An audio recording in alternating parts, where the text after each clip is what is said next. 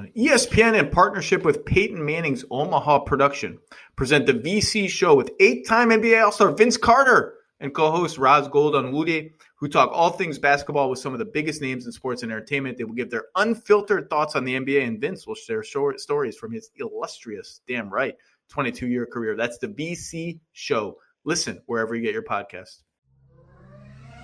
And now, the Lowe Post. Welcome to the Lowe Post podcast, where NBA free agency is a little more than 24 hours away. We've already had some drama, some unexpected players becoming available. There's going to be more drama to help us preview what the next 96 hours or however many hours of madness we're going to get.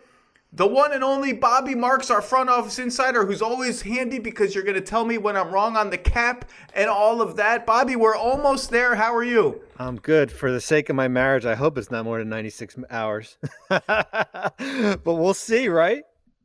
Well, Bobby, I always tell people, normal people keep the world going, but those who dare to be different lead us into tomorrow.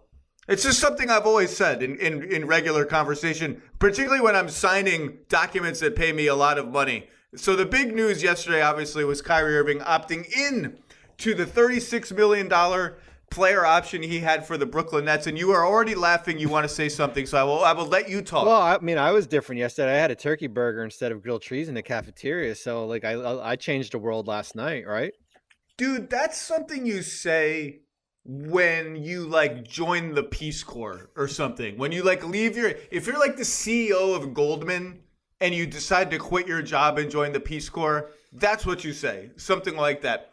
So anyway, Bobby, obviously everything's fine and the drama's over, and now we go from here with the Brooklyn. So let's just review. Sign and trade, couldn't find any sign and trades. We'll talk about that. Sign and trade had all sorts of hard cap complexities to it that you and I talked about last week.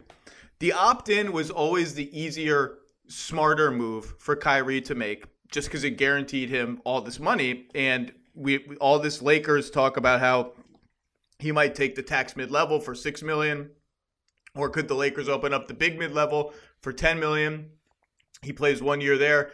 Maybe signs a long-term deal after that, although that is harder than people made it out to be because you don't have somebody's bird rights when you sign them to a 1-year deal. All of that proved to be a semi-interesting kind of leverage play. And then, bam, the opt-in. Now, there was some fear within the Nets that the only way he would opt in was as the condition of a prearranged trade.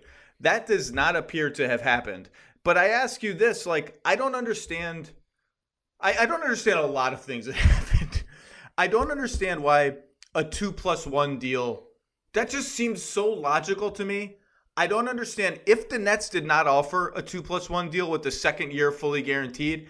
I don't know exactly what the Nets offered. I know there were a lot of different permutations. Bobby, I'm not convinced they offered any permutation where the second year of a contract was fully guaranteed for Kyrie Irving.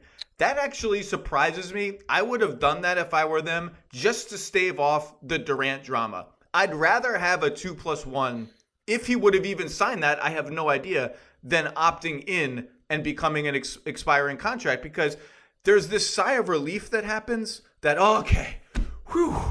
Kyrie's in, we got control of the situation as the team, let's roll out Ben Simmons, Kevin Durant, Kyrie Irving, whoever else around them, which we'll talk about, and just roll with it. Vegas already has us the second best odds to win the East. My question is, why are we assuming that it's over? All he did was opt in. They can still trade him. He can still ask for a trade. They don't have to honor it. I'm a little confused about why. I understand the sigh of relief, but what in the history of the Brooklyn Nets superstar experiment would suggest that Kyrie Irving is a 100% lock to finish the season with the Nets? Well, I mean, I agree. I mean, at least for today, there's probably a sigh of relief, and probably for last night, there was a sigh of relief, but for me, I just thought that the short term, if the 2-year deal, or maybe a 2-year plus a third year, I don't know if it was a team option or whatever conditions on there, just would have made sense, because it would have removed this cloud that will continue to hang over the Brooklyn Nets on a player that's on an expiring contract. That's where, at least for going into the season, because Zach, I mean, as you know, we're in this off season, right? Everything's good. Nobody's playing. Everybody's rosters look good. Well, that all changes in October and November when you get off to a slow start, and all of a sudden we're talking about the expiring contract of Kyrie Irving and who has cap space and who wants the, Brooklyn's going to trade him now. Now they're going to blow up the roster and everything. And there's so many different layers where, at least if you had him on 2 years, you remove that. He could still be traded down the road, but you just remove that cloud that will continue to hang over. I mean, for the short term, for Sean Marks, their head of basketball operations, now he can move on and figure out what to do with the rest of the roster, right? There's so many different things. They got 7 or 8 roster spots to fill. What happens with Patty Mills, but I don't see the Kyrie Irving situation being resolved just because he opted in. It's resolved for now because he's not a free agent, right? He's not a free agent. There's not a threat of him going to the Lakers. The nuclear option of Kevin Durant asking to come ask for a trade, I don't believe is there right now. So for temporarily, yes, but yeah, I sadly threw my sheet of even more fake Kevin Durant trades than we talked about last week. I sadly threw it in the recycling bin of life for another day. It's in the don't throw it out yet, but it's just in a little tray. I was so excited to talk Kevin Durant trades with you today because we talked offline yesterday, and I was excited because I think the both of us were going to shift the power lines in Las Vegas based on the Miami Heat, who at the time we made a discovery. We made a discovery. A cap guy, not even a cap guy. Someone in a front office called me and said, our cap guy listened to your podcast and has an alert for you about the Miami Heat's ability to theoretically trade for Kevin Durant somewhere down the line as our cap guy. And then I checked with you. I said, Bobby, I heard this. Can you tell the people just as a window into how ridiculous all of this is? We actually had a phone conversation about this topic yesterday as I was walking to the Draymond Green, JJ Redick live podcast in New York City with my poor wife, who only wanted to go out to dinner and not have anything happen for 45 minutes, had to listen to this. Enlighten people. Well, first, Vegas had the Heat as the favorite. I think it was like plus 250, or maybe I don't even know how the lines were. They were the favorite. The Nets are still Vegas's favorite to win last year's title right now. I think they're still favored over the Celtics and the Warriors. So how the rules work for players rookies that sign these designated rookie scale extensions here, that a team is allowed to have 2 players on their roster. Okay, the Nets have Ben Simmons, and certainly if we did a fictional Bam Adebayo trade, that would be 2, right? The catch is that you cannot have 2 players that were acquired in a trade as your 2 players. You can have one, which is Simmons. 2 guys on the designated 5-year rookie extension. Exactly. So if the Nets have Ben Simmons, if the Nets had a rookie and they were going to sign to this extension, they don't, then they would be allowed to do it, but you're not allowed to have 2 players. I believe it's going back in time. It's basically what happened with Kyrie Irving back in Boston. Remember when they were trying to go after, I think, Anthony Davis, and you weren't allowed to have 2 players at the time signed to this that you were acquired in a trade. So I was excited. I thought we were going to shift, the lines in Vegas on this podcast. We can put that to bed for today. And now we just move on with Kyrie. By the way, the entire conceit of this podcast was you and I ranked our 5 most interesting teams for the coming offseason, and I unilaterally said the Nets are number 1. We're talking about them first. We have to because of the events of last night. So we went through all the sign-in trades with all the teams on Kyrie's list, the Clippers, the Mavericks, the Heat, the Knicks. I don't even remember who else. Most of those teams could not functionally acquire Kyrie Irving in a sign-and trade anyway without sloughing away $1 million assets because of the hard cap. Well, that's gone. There is no sign-and-trade option. So theoretically, all those deals are still on the table. I just don't really think any of them exist. Like, Miami was not giving up Tyler Hero and draft picks in any Kyrie Irving trade right now. I asked around, like, do you think the Mavericks would even do something like Dorian Finney-Smith and Tim Hardaway Jr.? I don't think they would. I mean, I think right now that's what the market for Kyrie Irving is. It's so low that the Nets just can't functionally, you don't trade a guy at the absolute lowest point of his value unless you have to. And now they don't. I just don't think this is necessarily over, but it's over for. I mean, it's over for now. I mean, a trade could still happen anytime. Really, if the situation goes haywire, and I'm not sure what to assume, Bobby. Yeah, I mean that's what you were looking at, role players. I mean, I'm just looking at the Mavericks right now. I'm sure they would give you like Dinwiddie and Bertans for Kyrie, right? Like that's kind of like that's what you're looking at. Take a swing with Irving and Luka, especially if you're going to lose Jalen Brunson potentially. So the haul of players and draft picks is not there for Kyrie. And then as we talked at length before, what do you do taking back players and then all of a sudden the other player, Kevin Durant, doesn't want to be there? Now you're stuck with blah, right? Just now there is still a scenario that is whispered about, not by the net. I want to be very clear about this. It's whispered about by people on other teams and agents who just like to talk about things. It's not whispered about by anyone connected to this situation. It's not something that is like in play. It's just something that's speculated about around the league, and it's fun. But I believe there is still a scenario where the Lakers could trade Russell Westbrook to a third team with cap room, create a trade exception big enough to fit Kyrie Irving, and acquire him that way. That just seems super far-fetched to me because I don't know what the team with that much cap room is at this point. I get Oklahoma City's always out there. Indiana's out there maybe.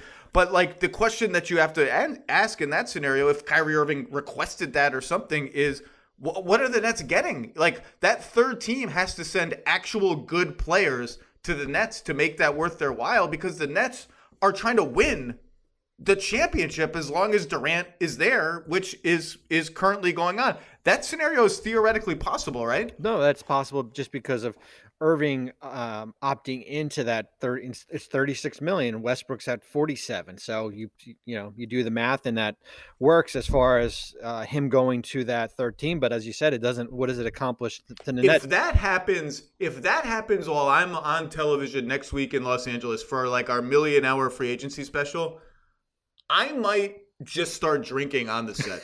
I actually might just have a couple of beers in a cooler next to me. And if that happened on TV, I'd get a bottle opener. I guess I'd have to get a twist off because I don't know if there's going to be a bottle opener. I just might start drinking. And then what are they going to do? Pull me off the set, Bobby? Then it's a free-for-all. Then who knows what I'm going to say?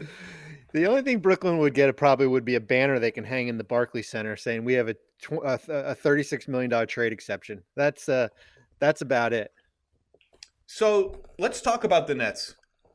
I've said this since the Harden trade.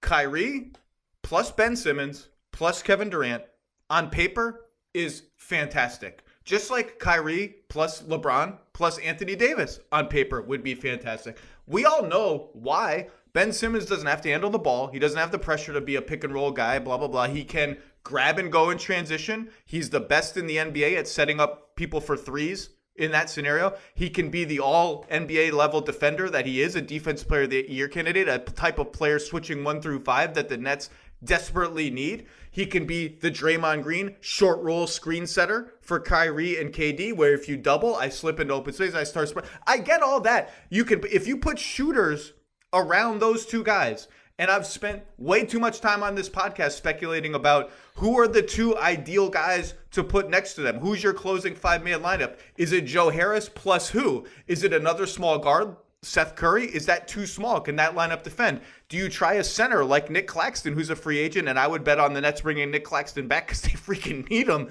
Is that bad spacing with Claxton and Simmons? Is there an in-between solution that is either Bruce Brown, who shot the hell out of it for the last 2 months of last season and became a completely, like, not different player, but much better player than he was. He was passing the ball around. He almost had a 5-by-5 game at one point. Is he the in-between solution? Is there someone who's not on the team yet? Like, that's a really good team. That team can compete with anybody in the NBA. I'm just like, can we see the team? Kyrie Irving never plays. He should play now because the vaccine mandate, which is the reason he didn't play, is out the window. And by the way, for everyone who thinks I'm sitting here bashing Kyrie for never playing, A, it's true. B, I voted him All-NBA 2 years ago. As he was the most available of the Nets 3 stars, I put him on my All-NBA ballot. He's that good. Ben Simmons hasn't played in 14 months. 14 months. The last time we saw him play, we all know what happened. I don't really care how awesome Ben Simmons looks. I care a little bit because we haven't seen him in so long. How awesome he looks getting a rebound in transition in January against the Magic, sprinting it up and finding Durant for a three. That's cool. You know what I care about? I care about game 6 of the second round of the playoffs. Is he going to be in the dunker spot, shrinking, getting smaller and smaller and smaller, hiding under the basket and afraid to get fouled? That's what I care about. On paper, this team is amazing. And by the way, Bobby, you hit on it, and I'd be interested to see your thoughts. I bet on Claxton coming back. Nothing's a sure thing, but I bet on that. I think this team's going to be more active in the next 4 days than people think because they've got those 2 extra picks from Philly. They've got a bunch of roster spots to fill, a bunch of needs. And I think I would keep my eye on Joe Harris in trade talks because that's a $19 million salary that they can play with. I think Joe Harris is awesome and a perfect fit for them. But I think I would just keep my eye on him in trade talks. That's all I'm saying. I think this team's going to be active, trying to upgrade with wing defenders, with a big man. I don't know who they're going to get, but I think they're going to be active. I put their lineup on SportsCenter this morning on my touchscreen, and I had the starting 5. I mean, you put Simmons at the 5. You can do a lot of fun things with that lineup, right? If this is kind of who they are with Harris and Curry, and then Kyrie, Durant, Simmons. And as we talked about, it's an amazing lineup.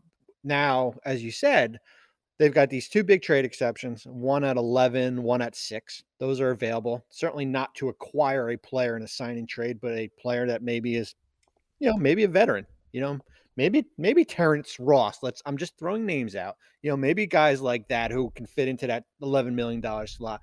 You've got, as you said, those 2 picks. You've got your tax mid-level. We'll see what happens with, which is at 6.5. We'll see what happens with Patty Mills. Patty Mills, to be clear, has a player option for $6.2 million. If he opts out of that, they essentially have to use their tax mid-level on him, right? Well, he can come back at $7 million, so they can give him a 120% raise off his 5.9. Right. And still have the tax mid-level for somebody else. Similar like PJ Tucker in Miami, what might happen there. So that's going to be something to watch. As you said, we'll see what happens with the price of Bruce Brown is going to be. So there's roster spots to fill, but they're in a better shape. They're in better shape than I'll say the Lakers are to fill out their 7 or 8 spots there, because basically Lakers just have the veteran minimum and the tax mid-level, right? That's it. There's no trade exceptions. There's none of your own free agents. There are all these guys you're not going to bring back. Maybe Malik Monk. There's draft picks, but not until 2027 and 29. And that, we've already discussed about them trading out that. So yes, there are the resources there and you said, as you mentioned, Joe Harris, there are resources there to build back this bench. I threw out when the Nets got eliminated from the playoffs and we did the Nets Hindenburg podcast. We talked about those picks and how they might play with those picks, and a name that I just said out of thin air, no reporting behind it. I said I would try to go get a guy like Royce O'Neal or somebody from whatever happens with the Jazz. That's the kind of player that is going to be sort of a realistic trade target for them that fits what they're trying to do. You can come up with big men who have sort of similar skill sets, but if you're aiming higher than that, I would keep an eye on the Joe Harris piece because I just think that's the most tradable big salary they have. I think Joe Harris is an absolute perfect fit for what they do. There's always, I think ever since that Milwaukee series and by the way, if I hear one more time how the Nets were a toe away from winning the title, first of all, I don't care anymore. Second of all, were you? Maybe. I mean, maybe you were, maybe you weren't. Yeah, you probably would have beat the Hawks in the next round. You're going to beat the Suns in the finals. How healthy is Harden? How healthy is Kyrie? I don't really care that they were a toenail away from winning the title 2 years ago. But I do think they're going to be active coming up. And we had to talk about that. They're the number 1 most intriguing offseason team, even now. Well, that leads us to what's next here, right? I mean, you gave me homework, and you said, First of all, I want to ask you something. Are the Sixers on your list of your top 5 most interesting teams? They are. But here, because I wanted extra credit. I actually have 10 teams here listed. See, Bobby, you're the guy. If the professor asks for 8 pages double spaced, don't give him 11 pages or her 11 pages double spaced. Give them 8. But 5 are in one section. So does that count? If I have just the cap space teams on one line, does that count as 5 teams or is that just one team? I always liked the badass professors who were like, if you hand me in a paper that's longer than the ask, I just stop reading at the ask, and everything after that is in the trash can. And if you haven't gotten all your points out by then, you don't get them out. You get a C or something like that. The Sixers, let's just do the Sixers now because they were not on my list, but I can feel it happening again, Bobby. I can feel it happening again. I'm getting suckered in. I think everyone is too low on Philly. The way they went out like a meek little lamb against the Heat has left a bad taste in everyone's mouth. And I said on Get Up a couple days ago, they asked me, can Harden be a top 5 player in the NBA ever again? I said, no, of course not. I don't see that ever. He's almost 33. He did not look anything like that. But I am not closing the book on Harden as like in the conversation for third team all NBA guard. I'm not closing the book on that because he was that good not long ago. The Harden Embiid pick and roll was the most efficient by the numbers pick and roll combination in the league after the trade. Now they have a full offseason to figure out how Maxey, who's a rising star, plays off those guys. Maybe they can't move Harris. That's fine. He's a good fit. He does enough of what he does. He shoots enough threes, all that. He shot more threes after Harden got there. I love the Melton trade. I think they'll find other ways to sneakily upgrade their roster. There's obviously been a lot of PJ Tucker noise with them. I don't know how that would work. I think they have to cut some money. You can talk about that to give him the full mid-level. But then I keep coming back to, wait a second, didn't I just see Harden poop the bed in another elimination game? Didn't I see Harden take 2 shots after halftime with the whole season on the line and then say, hey, the ball never got back to me. I'm just a bystander. No one passed to me. I'm James Harden. No one got, what do you want me to do? Get the ball? You want me to take the ball and do something with it? I can't do that. So I'm scarred. All those elimination game things scare me, but on paper, I think that team's kind of getting forgotten in the mix of Boston, Philly, Miami, Brooklyn. Boston, Milwaukee, Miami, Brooklyn. I think Philly's really good.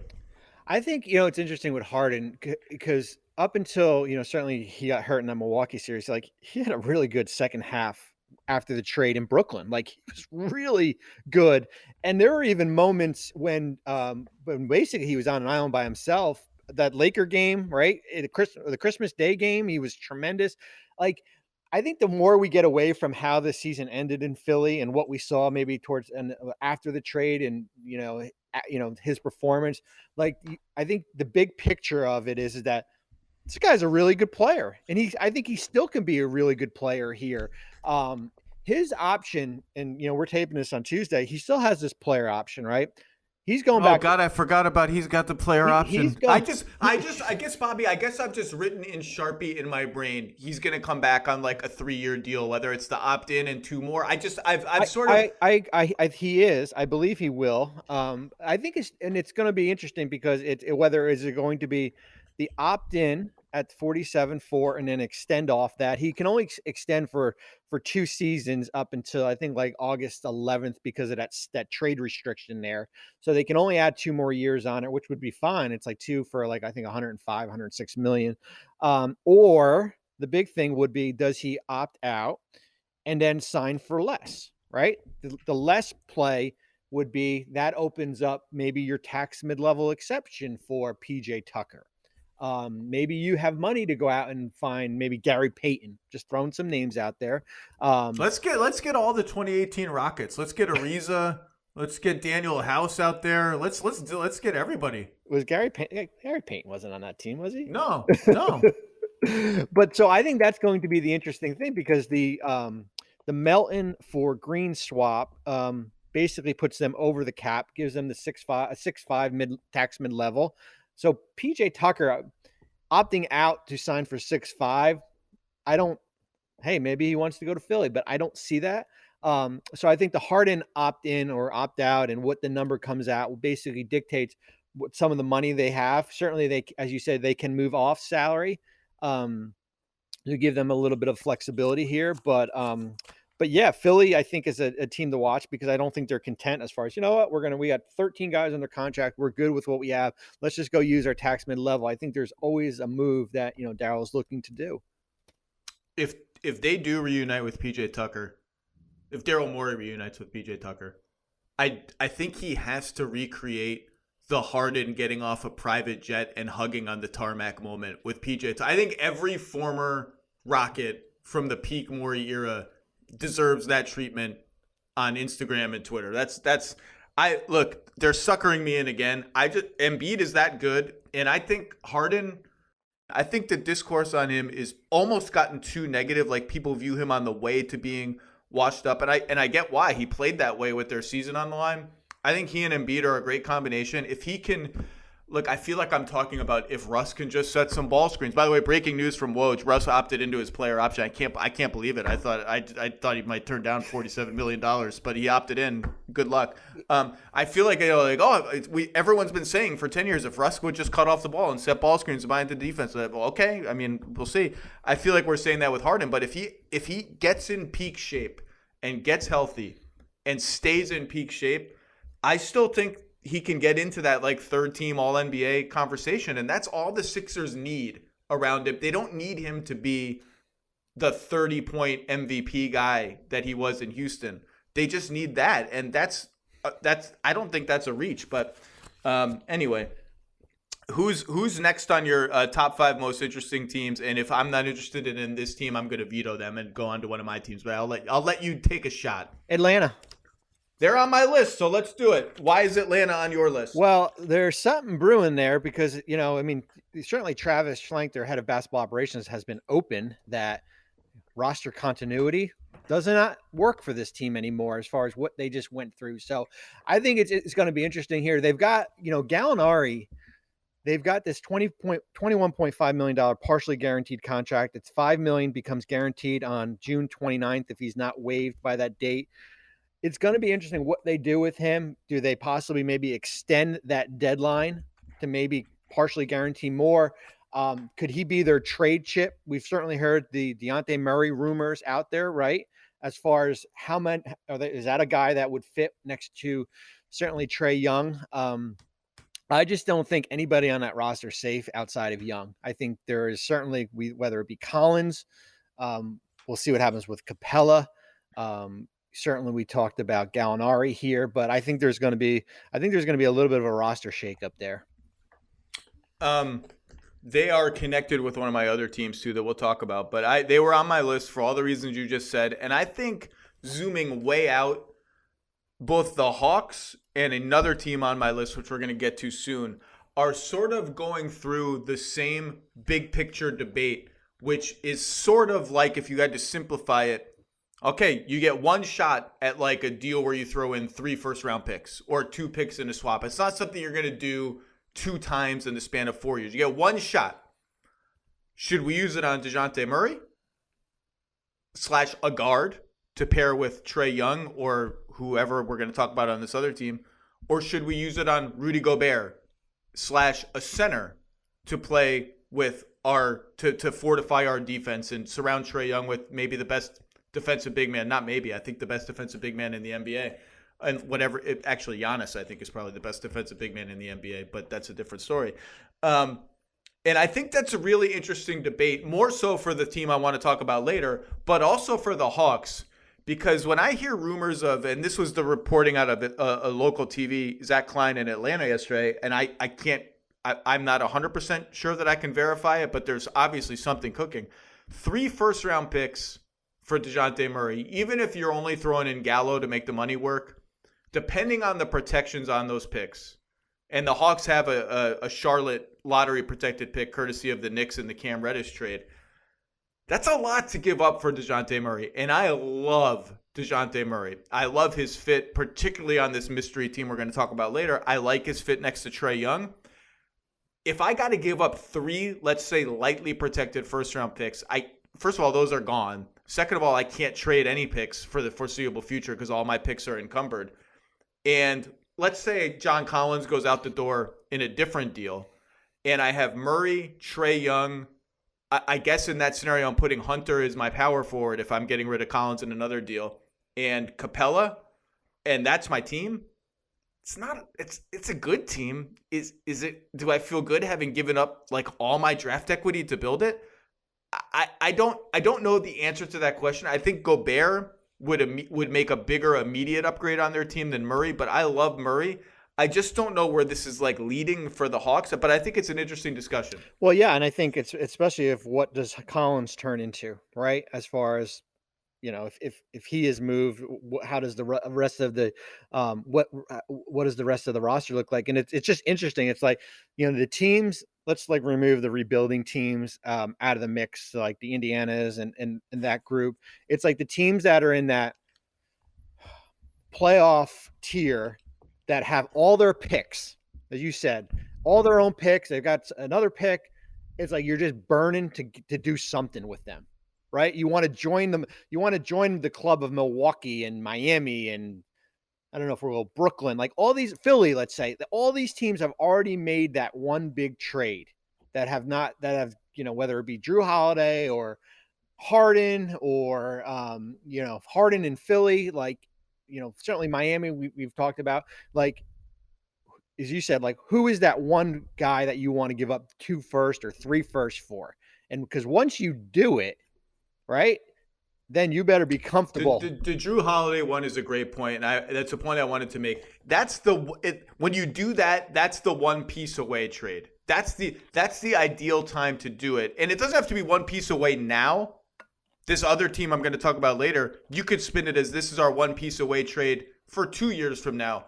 For the Hawks, again, depending on the Collins if and when return. I think John Collins' trade value, from what I've heard, is I think a little lower than what Hawks fans are going to want to hear. I just don't know where that leaves me. It's funny. I was talking about this with a couple guys yesterday around the league. The idea of 3 picks for DeJounte Murray, I almost don't like for either team. Like, I don't really get why the Spurs seem to be in a rush to do this with a guy who's 25 and really good, and I don't really get the Hawks giving up that much draft equity for. I kind of don't love it for either team. Well, and he's got 2 years left. Right. On a great contract. So you've got that for 2 years, and then he becomes an unrestricted free agent. So that's what you have to take that in consideration. I mean, like when they did the Holiday trade with New Orleans, there was always that sense that eventually Drew would extend that we saw, I think, in March of following that, of that season here. So like, if you're going to do that type of deal, like you better be comfortable. Like he is going to be part of your fabric going forward. And I think if you pay him a big contract, because he's not going to sign an extension because it's such a low number, right? I mean, it's like $15-16 million in that range. No, he's going to get off that contract and want a max. Yeah. So you're basically just playing out the string. Hopefully you have you're good enough. But if, top dollar, if you're going to pay him $200 million like that, that solves a lot of the issues.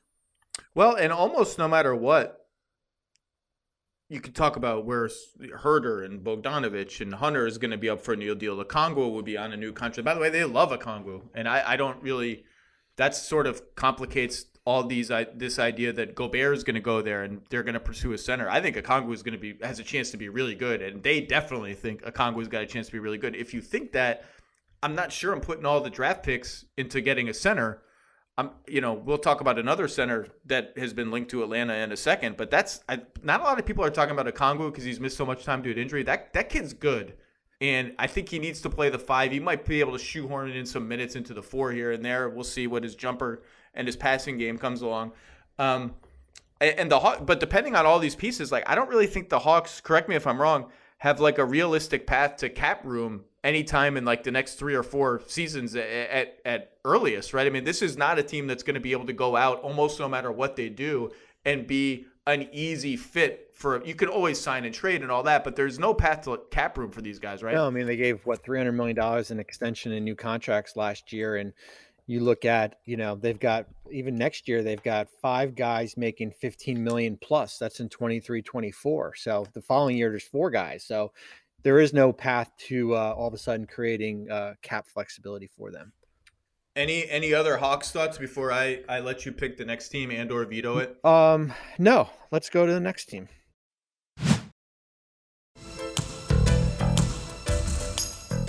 Who's your next team? And a warning, I may veto it. Well, I'm not going to say the 5 teams of cap space. I'm going to just pick one out of there. Detroit.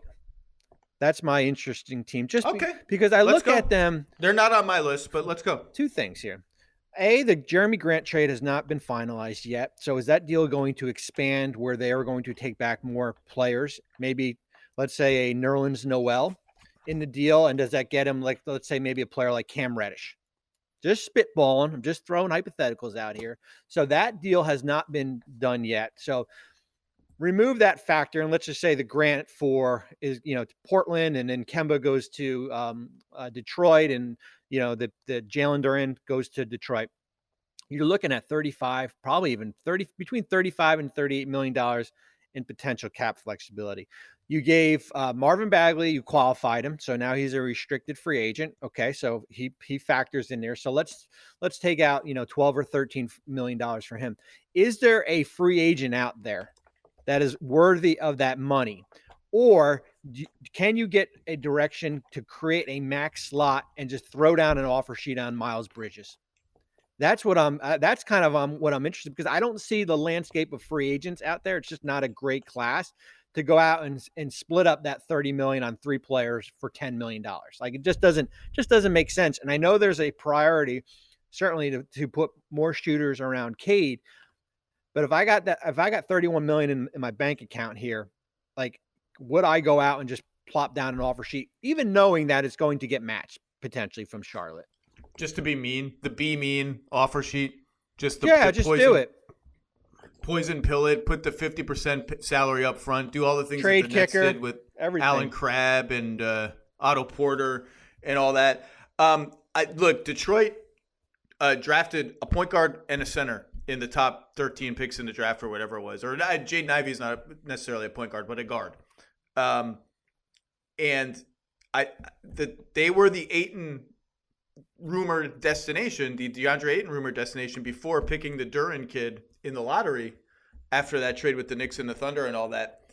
And I right now, if you asked me, predict, I'm not reporting this, but predict what Detroit is going to do with their cap space, my prediction would be they use it to take on money from other teams and get draft picks in return. That would be my prediction. Could they still go after Ayton? Sure. Could they throw an offer sheet at Miles Bridges, who I think actually fits their team and what they need pretty well? Sure.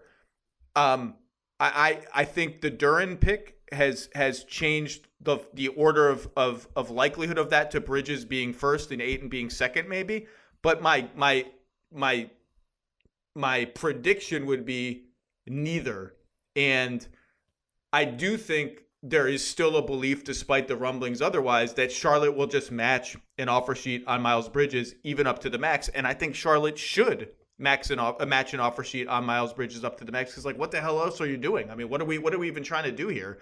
So that's my educated guess on Detroit. Is if I had to predict, I would predict they just roll with the young guys and maybe pick up a little veteran here or there, but become a dumping ground for contracts and draft picks. Yeah, I think that's probably they're not there, right? They're not like, they had a good second half of the year, but I think they're still in a position where to kind of just keep on building up their draft assets. Plus, they got 13 guys under 12 or 13 guys under contract here, so it's not like they need to go out and sign 4 players here. So kind of just. And we should mention Brunson too. They were there was some reporting linking them to Brunson. I think the Ivy trade changes that equation too. And we could talk about Brunson's market if you want, but I would again. Who knows what the Pistons will do? They've got the flexibility to do whatever they want. That would just be my prediction. Yeah, I mean, and that's where I think Brunson comes into play as far as with New York, because they've got some more work to do as far as clear out some room here. I mean, they could potentially get up to, I think they can get to 18 if Taj is waived, and then probably another 7 or 8 off the books, which is probably going to be Nerlens Noel, I would think. Probably not Alec Burks, because he just came off that surgery. So Noel, gets you probably to that, I guess, that $25 million number for Jalen Brunson, and it still gives you the flexibility to bring back Mitchell Robinson. Yeah, I agree. And that's it. That's all I got for the Pistons. Can we move on to one of my teams? Let's go. This is the other team that I was alluding to before in the same either or DeJounte Murray, Rudy Gobert, point guard or center debate. The Minnesota Timberwolves, with a new president of basketball operations and Tim Connolly, coming off a hugely happy year for them, a playoff appearance, a frisky playoff series against the Grizzlies. I have been beating the drum on that's my favorite DeJounte Murray team. 3 first-round picks would even make me sweat a little bit if I were Minnesota. It's just a lot of picks to give up. I think he's a great fit next to Anthony Edwards and Karl Anthony Towns. And yet, there was all this rumbling that, no, the Wolves are going to spend their draft equity perhaps on a center. Maybe Rudy Gobert, maybe Clint Capella. Now, I said last week I heard that the Capella stuff was overblown and that was not really serious. I think the price that Utah has been asking for Gobert was prohibitive, and so I don't think that ever got serious. But the Wolves deciding, presumably with the okay of Karl Anthony Towns, that, hey, man, how about we just get you a center, a rim-protected center? You're going to be a 4. You're going to guard stretch 4s, but a lot of stretch 4s are just kind of standstill guys. We're going to make it easier on you. We can't do this trapping defense, and try and masquerade as an okay defensive team that way because you can't protect the rim the way we need. We're going to get you a center. And Jared Vanderbilt was functionally a center on offense anyway. He's always around the rim. It's not that big of a change. I thought that was really interesting. I didn't expect that. And if you go that route, then you have to answer the question of, okay, if we spend our equity to get a guy like Gobert, and again, I don't think anything ever got close, but just the discussion is out there now. What's our solution at point guard? Are we trying to extend D'Angelo Russell? What's the price for that? I would be pessimistic about that. I would predict no extension for D'Angelo Russell this offseason. Let's just play it out. Are we just going to kind of say between Anthony Edwards and Karl Anthony Towns, and Chris Finch's offense, like that's kind of our point guard, and we're going to cycle through Patrick Beverley types and spend our equity at center? I think it's a really fascinating debate for a team that, by the way, could have a ton of cap space a year from now. And 2 years from now has almost nothing on the books, although Cat's Supermax will presumably be on the books by then. I think they're in a really interesting spot, in part because I think there's an internal understanding that the year after the year is really hard. The year after the leap, everyone expects the leap to continue. It doesn't always continue. If the Russell situation is sideways, if Malik Beasley isn't the player we hoped he would be, and we might be trying to move him around, I think there's a sense there that we've got to build on what happened last year, and standing pat may not necessarily be enough to get it done. Whenever you overachieve, the question is always what is next, right? Like we saw it with those Indiana teams that always overachieved, maybe got into like the 7th spot, lost in 6 games in the first round. Certainly with New York a couple of years ago. And I think when you look at, you extended Patrick Beverley, but you only did it for 1 year, right? There was a reason why you didn't extend him into 2023. You still have Anthony Edwards on that rookie contract. He's not extension eligible until next offseason, and that won't kick in until 24-25. You mentioned Towns. The Supermax doesn't start till 24. So you see this sweet spot here of the summer of the offseason of 2023. Malik Beasley has a team option.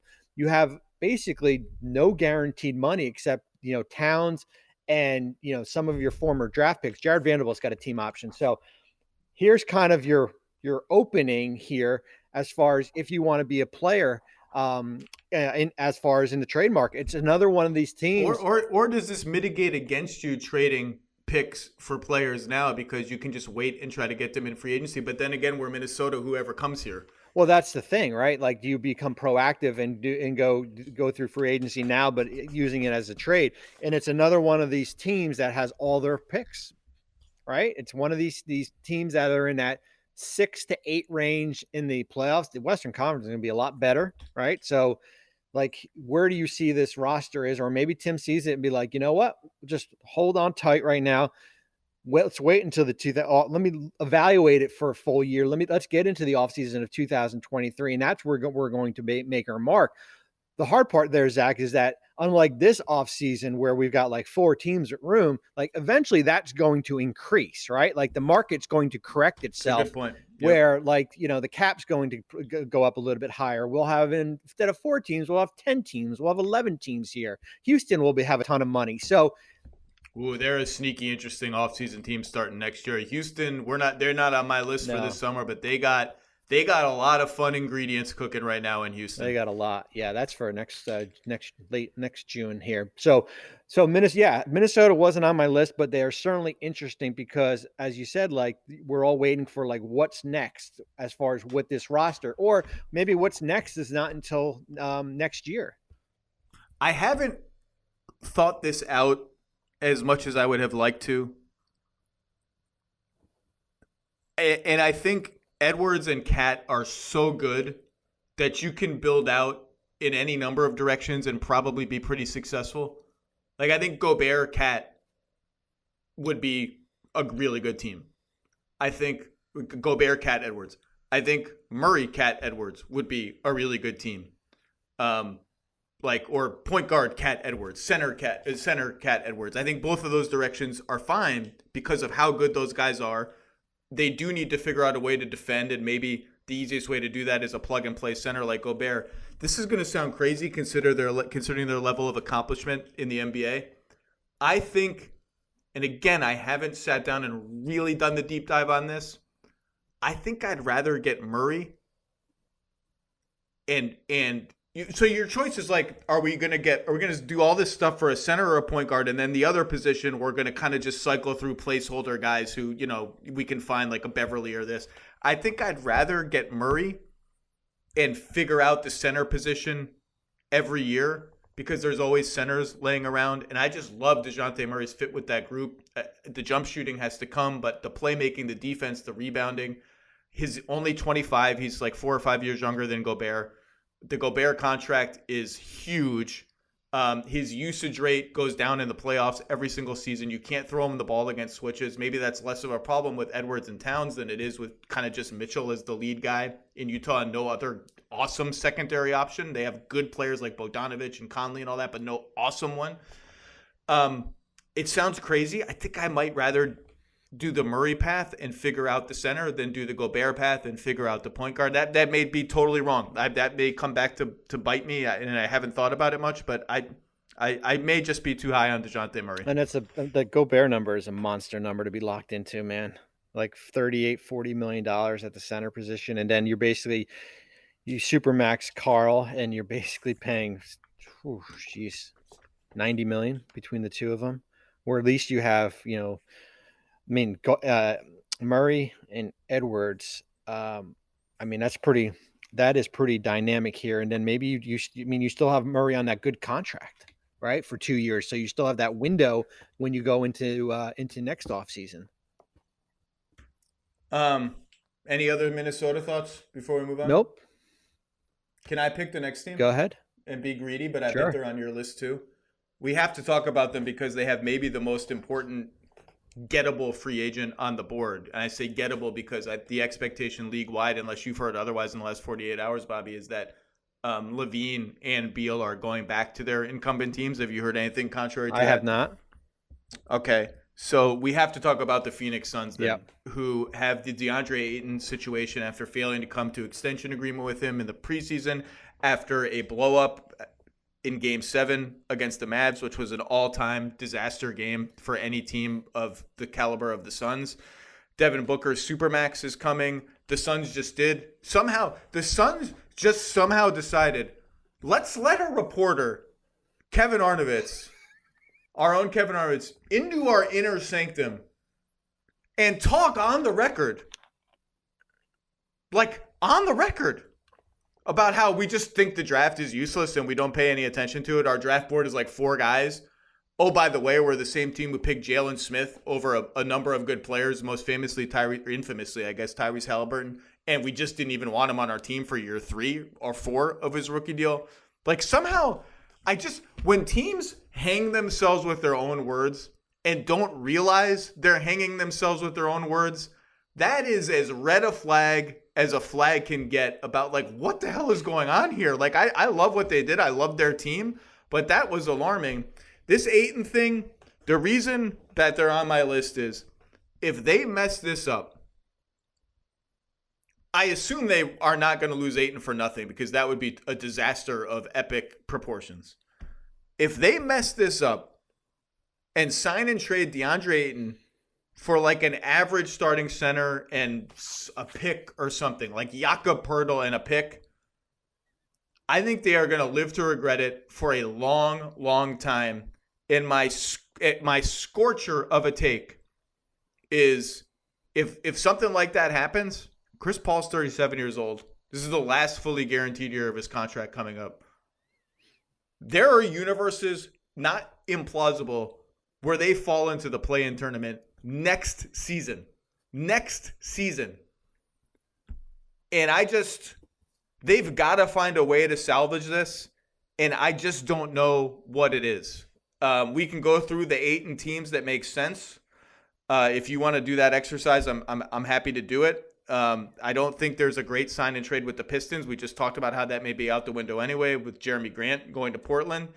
I'm just fascinated by how they resolve this, because if it's not resolved well, and by the way, what I would do is just re-sign DeAndre Ayton. I would just do that. I don't know if that's out of bounds, but I'm fascinated to see how they resolve this, because if they screw this up, Warriors, Clippers, Nuggets, Mavericks, Wolves, Lakers, Pelicans, did I say Grizzlies? I hope so. Maybe the remnants of Utah, the Mavericks. I'm repeating teams probably, but like it could get ugly out there.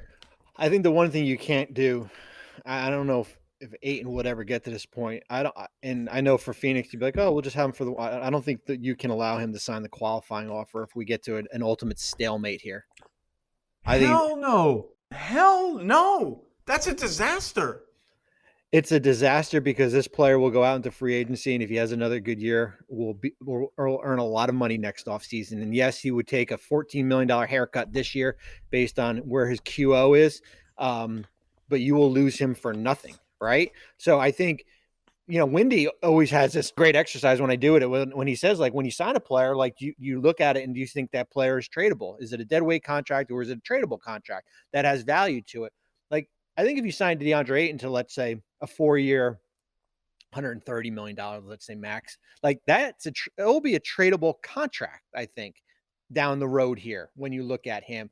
Where the alternative is that, you do a sign and trade, and you mentioned you get a serviceable center and something else where like what is the window to this roster? And, it's funny when you watched them during the year, there was a point when Ayton didn't play. I think he was hurt, and they had like JaVale and like Biyombo, and they played, Biyombo played well. And I'm thinking to myself, like, I wonder if ownership or the front office is looking at it like, you know what? We can use our money somewhere else. We don't need to pay a guy $31 million. Or we can just not pay the tax for 2 years because we're cheap. The tax window for them is 2 seasons, 2-3 max. Like once, it's actually just 2 seasons, I think. Once Chris Paul's deal is non-guaranteed. So here's what you do when you have a really good team and you have to pay the tax to keep it together for 2 seasons. You pay the tax or you get out of the NBA. You pay the tax. If you're not willing to pay the tax for a 60-win team for 2 seasons to let it ride and give it a shot, sell the team to someone who will pay the tax. Like everyone applauded the Nuggets. Wow, the Denver Nuggets are signing up to pay the luxury tax. Oh, congratulations. You have a 2-time MVP and you're willing to keep your team together around him. What a sacrifice. The heroic Kroenke family who owns 9,000 sports teams around the world that are probably all profitable. How great for them. So pay the tax. You said some other stuff that I can't even remember. The tax, like I talk about the tax all the time and stuff, but it's like the tax really only has teeth when you're in the repeater tax.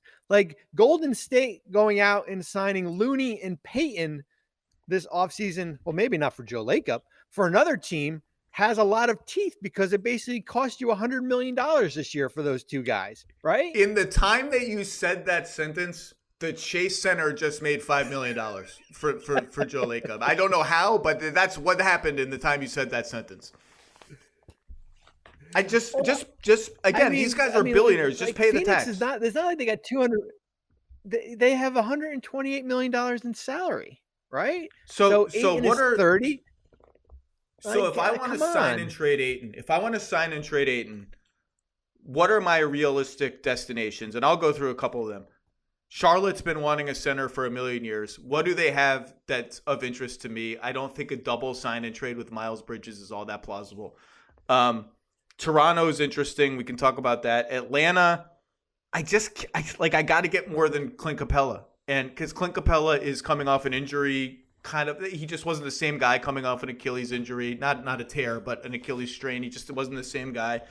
Washington's got nothing that I'm super interested in. They need a center. I mean, am I getting Porzingis? I don't think so. I think the idea is they would pair a center with Porzingis there. I don't know what the return is or where the sign and trade is. And the other thing is you mentioned JaVale and Biyombo. That's what I wanted to talk about. Yeah, they looked awesome. Regular season, they looked awesome. Devin Booker got hurt in the first round of the playoffs. And all of a sudden, they needed a center who could make turnaround jumpers and hit floaters on the pick and roll and score from nothing. And DeAndre Ayton became that guy. And he had like 3 or 4 20-point games in a row. They don't win that series without DeAndre Ayton. Well, guess what? Chris Paul is 37 years old. At some point, the 18 elbow jumpers he takes with the game on the line, the 9 in a row he makes in the fourth quarter of a big game against the Pelicans, those are gone. Miles Bridges, Cam Johnson, who they've got to extend him too. Like, they can give you a little bit more creation, but I don't see either of those guys as like a 30 pick and rolls a game kind of ball handler. Even Mikal Bridges pick and roll volume went down this year. Like, at some point, all those shots are going to be redistributed somewhere. Ayton would seem the most logical guy. Bismack Biyombo ain't doing that. JaVale McGee's not doing that. I just think they are playing with fire. The Suns, ironically, are playing with fire. Well, yeah, I mean, especially when they tell him just to go out and go get an offer, right? I mean, that's going to be where they're basically telling him that he's not a priority here. I mean, basically the only other team would be San Antonio, right? I mean, that's the Pirtle one. I'm like, Pirtle's fine. Yeah, Pirtle's not getting you 20 in a game where you need someone to get you buckets. Like, he improved his little push shot. He's fine finishing on the pick and roll. By the way, he can't shoot free throws. He's like a 35% free throw shooter. That seems like it might matter if he ever plays games that matter again. Just a thought. Like, I have a 30% free throw shooter on the floor. Seems bad. Well, but then it comes back to how we started the podcast. Like, so what does Ayton do for you if you're going to trade off, if your goal is trading off Murray for draft picks and you're just going to really just build through your youth? I mean, do you want a $31 million center there? I mean, eventually you do have to start getting better, right? How about I keep DeJounte Murray and get DeAndre Ayton and still have maybe Keldon Johnson and Josh Primo. How about I have some freaking fun? Like, that seems like a fun time. I'd watch that team. If DeJounte Murray's 25. I get selling high. If you want to go full rebuild, you want to get the French kid, you want to be in play for that, that's fine. I get that. I get it. Like, if you can get 3 like unprotected or lightly protected first for DeJounte Murray, you have to consider that. Okay. I mean, you might not get the French kid. You might pick 5th. That's the reality of your life. Yeah, that is the reality here. So, I mean, Phoenix, of course, they'll be, just because they have probably one of the best free agents, certainly him and Bridges, out of the unrestricted guys as far in their window, right? We talked about their window is like now. You lose him, the window starts to close all of a sudden.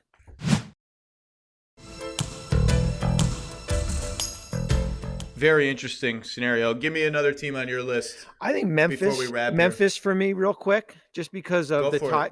I think they're interesting because of Tyus Jones.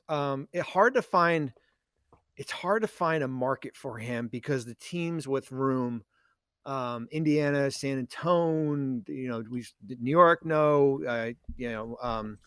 Detroit, there's not a cap space. He's a cap space free agent, I call him, right? He's not a mid-level guy. I think he's a cap space free agent, but without a cap space team.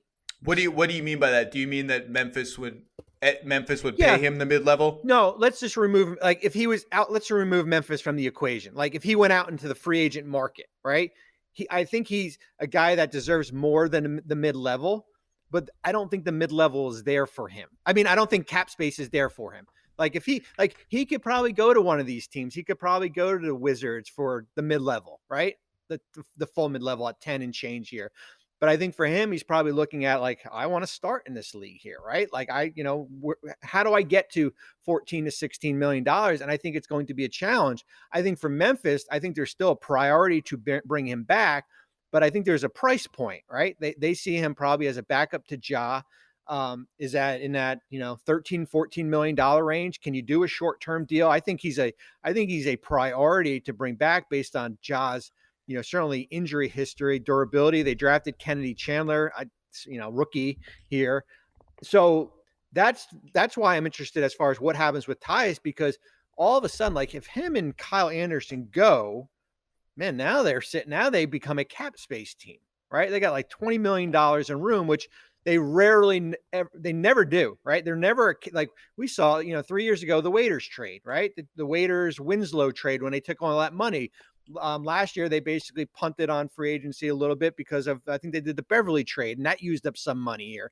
So that's for me is interesting as far as what do they do with Tyus Jones, because I think he's a priority for them, but they seem to kind of know what the price point is going to be. Maybe they just bring him back at the mid-level if there's no better offer for him out there. I mean, he engaged a new gear in his career last year as a shot taker. He was such a passive player, and he still sort of is a low turnover caretaker at heart, but he shot more threes. He shot more aggressively in the mid-range, and I think that was the important next step for his career. He's a good player.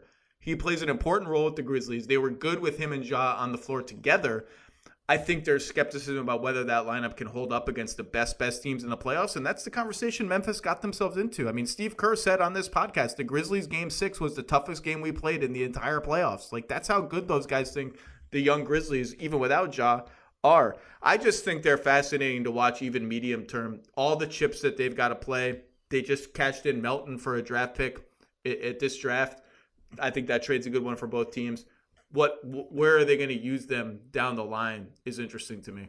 Well, I think it's interesting how how they draft too. Like they don't care where people think David Roddy was on their boards, right? Like many people had him in the 40s, right? Jake LaRavia is a nice player. Many people had him in the late 20s here. Like they have a system, like the secret sauce as far as how they see players and how those players fit in, right? And so they've earned the right, Zach Kleiman has earned the right because he's built the roster through the draft, added players in the trade here. But at the end of the day, like we've talked about Phoenix here, like this Western Conference, man, is going to be a bear. Like they're, the Clippers, like we didn't even talk about it. Clippers, like I went through their lineup this morning with the Wall edition, likely edition, right? And and I know John has only played 72 games in 4 years and hasn't played 2 out of 4 years, but man, this roster is deep. Like you just look at it, their second unit is loaded here. So this as I said, the Western Conference is going to be so much better. Thank you for bringing up the Clippers because I wanted to make sure to talk about John Wall. Windy drew some ire that I thought was unfair when he referred to one of the Warriors' wins in the finals as a checkbook win because of the Andrew Wiggins trade and the enormous amount of money. And Chase Center just made $5 million more as I was saying this. I just thought the level of ire he drew was a little unfair. People spotlit that phrase, and he was actually, I think, meaning to compliment the Warriors' ownership more than anything else. That's neither here nor there. If you want to really look at a checkbook team, it's not the Warriors. Well, it is the Warriors, but it's also the Clippers, who have apparently no end to Steve Ballmer's appetite to spend money on this team. And if they're going to give John Wall the taxpayer mid-level exception, which coincidentally just happens to be almost exactly the amount of pay cut he took for his Rockets buyout, they might lose Hartenstein in the process, but they're an enormously expensive team.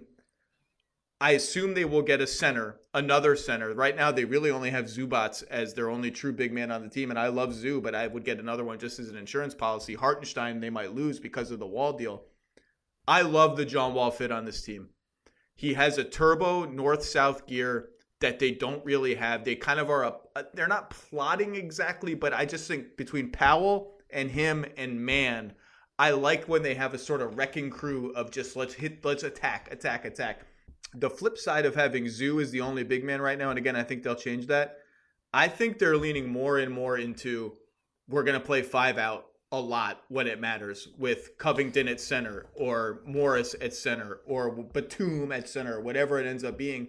And the way we beat Utah 2 years ago, spread the floor and attack. And in John Wall, yeah, people will lay off him and dare him to shoot jumpers. That's cool. He's still got some jets. He fits that vision like a glove. He's going to get by people, and they're going to shoot tons of threes. I really like the fit. And if you want to tell me the Clippers are the favorites to win the championship going into the season, I'd like to have a little more certainty about how Kawhi looks, but I don't think that's crazy at all. I love that addition for their team. Yeah, I mean, they have an owner that's got an unlimited budget. I mean, seven of their top highest players were either traded for or signed as a free agent. There's no, certainly they have, Terrence Mann was a nice draft pick, but they're totally different from how Golden State has kind of built their team. They basically have just used the trade market to trade for players and then re-sign them, whether it be the Robert Covington extension, Luke Kennard, Marcus Morris, who they got from the Knicks, I believe in that trade. Norman Powell, who was in Portland, who already had signed that contract here, and they're Batum, loaded, man. And Batum's going to come. Loaded. I mean, Batum's going to come in at a number. I mean, probably $9 to $10 million potentially. So that's going to they already got, $178 million in salary going into the offseason. It's a big number. And there's they've shown that that Steve Ballmer, I mean, now you get Kawhi back, that I'm going to pay for a good product. They're loaded. I mean, they got these young guys, Brandon Boston, Jason Preston, they love. He didn't play at all last year. I mean, I don't know how those guys even see the floor on this team. They're assuming Batum comes back, and I think the safest bet is that Batum comes back. And you mentioned the center position, like in this free agent class, it's not it's average to below, but the center position is probably the deepest out of the group here. When you could probably cherry pick a guy for like the, veteran minimum exception as far as once the market kind of goes through. They're going to miss Hartenstein. He was awesome for them, but I think more and more they seem to be leaning into, let's play a whole bunch of wings and attack and space the floor and switch a lot on defense. And I think that's smart. The last team on my list real quickly that I want to get your take on is Chicago, because I think Chicago, they kind of fell apart last year after Lonzo and Caruso got injured. Pat Williams was injured for most of the year. The Vucevic had just an okay season, and that trade kind of looks bad in retrospect. I thought it was not great for them right away, and a home run for Orlando. That was certainly a minority opinion at the time. I'm just interested to see if they bring back Levine at the max, how they pivot, if they pivot at all, or they just think this team for the next 2 years is good enough. There's obviously been some smoke around Gobert.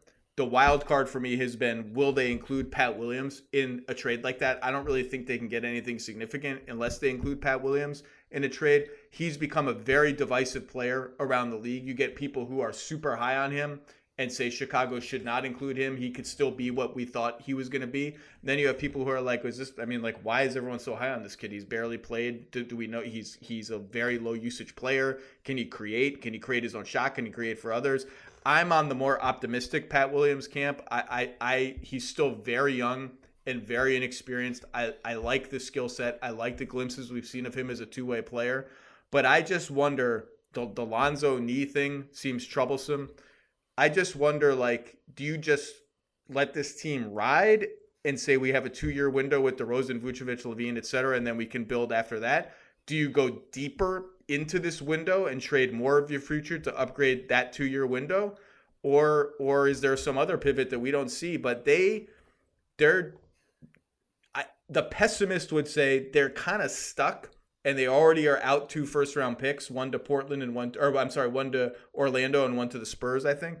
I'm just interested to see if there's a pivot here that we don't expect. If you told me a team makes a move that seems to come out of nowhere or is not in a direction we expected, Chicago would be in my top 5 just because of their situation. Well, and I think, can you expect another year of what we saw last year from DeRozan, right? I mean, I think that's going to be the big question. I mean, for me, really, it's just Lonzo's health. Like we saw when he's healthy, but that's a huge if, right? Like as far as where he is and what he's going to look like. I mean, Levine, if the number is 5 years, 215, man, that's a whopper, right? $37 million this year. That takes you to 140. $10 million below the tax. You can probably use a little bit of your exception to add in free agency here. But I don't want to use the word stuck because this team was 27-13 before, injuries really took its toll. But I think if Lonzo is not there, then I do think you're probably looking at, an average team in the Eastern Conference. The other thing Levine reminded me of is just quick on Brunson. And I don't know what Chicago's going to do. Probably just run it back.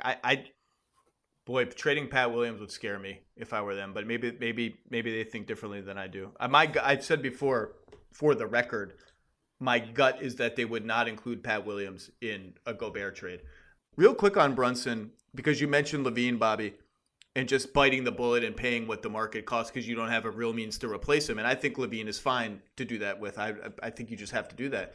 I talked to a number of executives yesterday around the league, not with the Mavs, not with the Knicks, who are very curious to see how the Brunson situation plays out.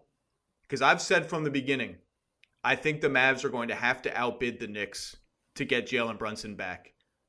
I think there are hard feelings there about the lack of an extension offer and what the Brunson camp considered a timely fashion.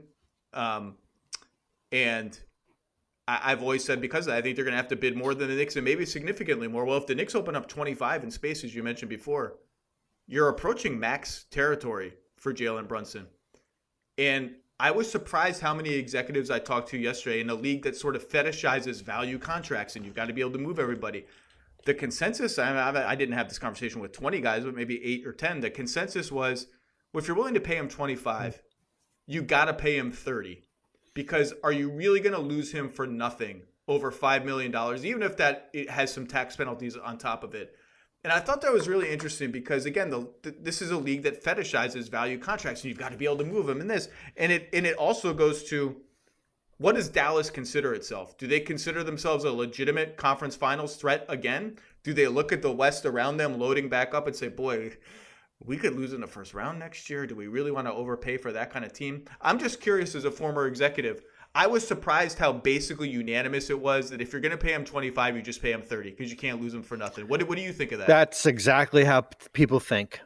It really is. I mean, as far as, because you look at what the alternative is, if you're Dallas and you're saying, you know what, I don't want to get to 20. I mean, like, is there a price point where Mark Cuban just walks away from? That's the big thing. And if he does, now you're looking at $157 million in salary without Jalen Brunson and not much to go out and get.